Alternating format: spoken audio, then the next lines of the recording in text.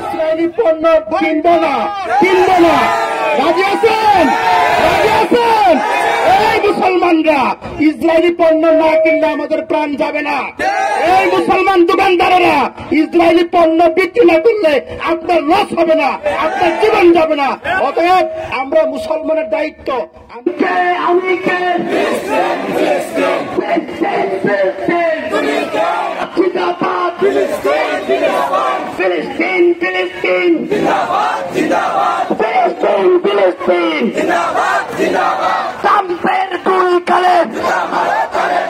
আমার ভাই মরল কেন?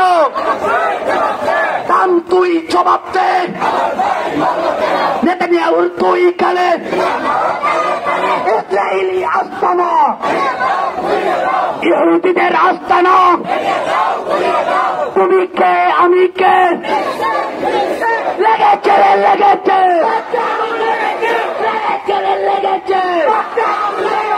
তুমি কে? আমি কে? তুমি কে? আমি কে?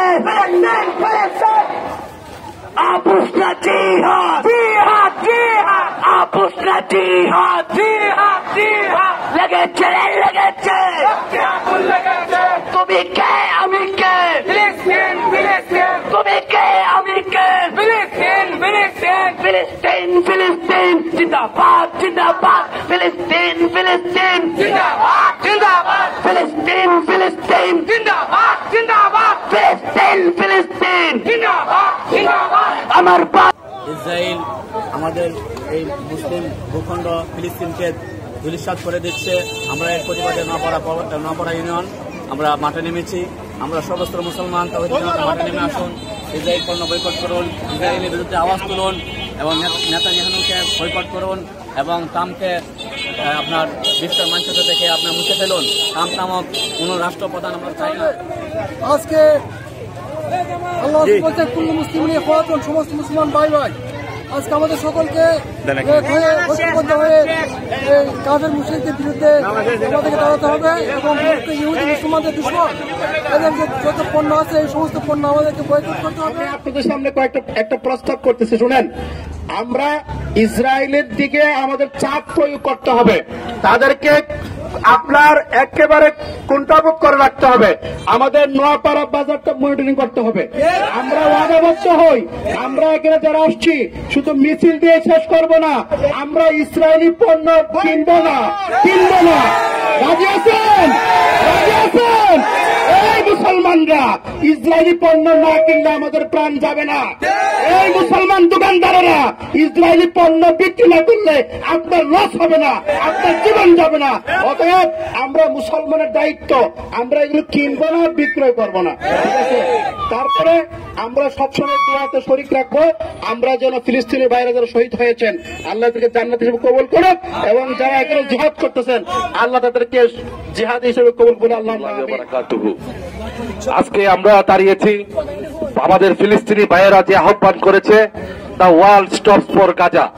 আমরা তার এই আহ্বানে সারিয়ে আজকে সারা পৃথিবীর ধারা অনুযায়ী আমরা বাংলাদেশেও আমাদের গাজাবাসীদের কাছে পাশে দাঁড়ানোর চেষ্টা করেছি। এখানে একটু আগে ইমাম সাহেব বলেছেন যে অনেকেই বলবে যে তোমরা এই মিছিল করে কি করেছো। আমরা আমাদের ইমানি দায়িত্ব পালন করেছি। আমাদের যতটুকু সামর্থ্য ছিল, যতটুকু শক্তি ছিল, আমরা তা নিয়ে রাজপথে দাঁড়িয়ে আমাদের সেই সুযোগটা এসে দেয়। ফিলিস্তিনের জন্য আমরা জীবন দিতে রাজি আছি। কে কে রাজি আছে তুই হাত তুলে দেখাও তো।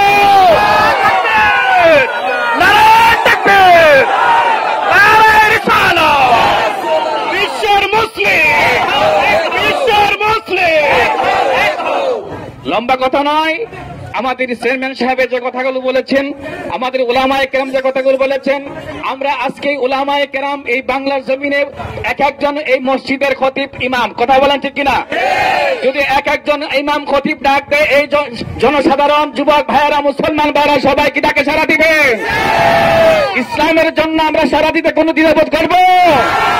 শুধু এই নেতানিয়াহু নয়, ভারতের নরেন্দ্র মোদী এই মুসলমানদের কি শুধু মুসলমান নয়, মসজিদে ঠিক ইহুদিদের মতো সে চক্রান্ত করতে, ঠিক কিনা বলেন? আমরা ভারতকে আমরা বয়কট করতে চাই, ঠিক কিনা বলেন? আমরা সর্বপ্রথম আল্লাহ পাক রব্বুল আলামিনের দরবারে শুকরিয়া আদায় করি, সবাই করি আলহামদুলিল্লাহ। প্রায় মাগরিবের সময় হয়ে গেছে, আমি দীর্ঘ আলোচনা করব না। আমরা যেমন ফিলিস্তিনের জন্য জিহাদ করতে প্রস্তুত থাকতে হবে,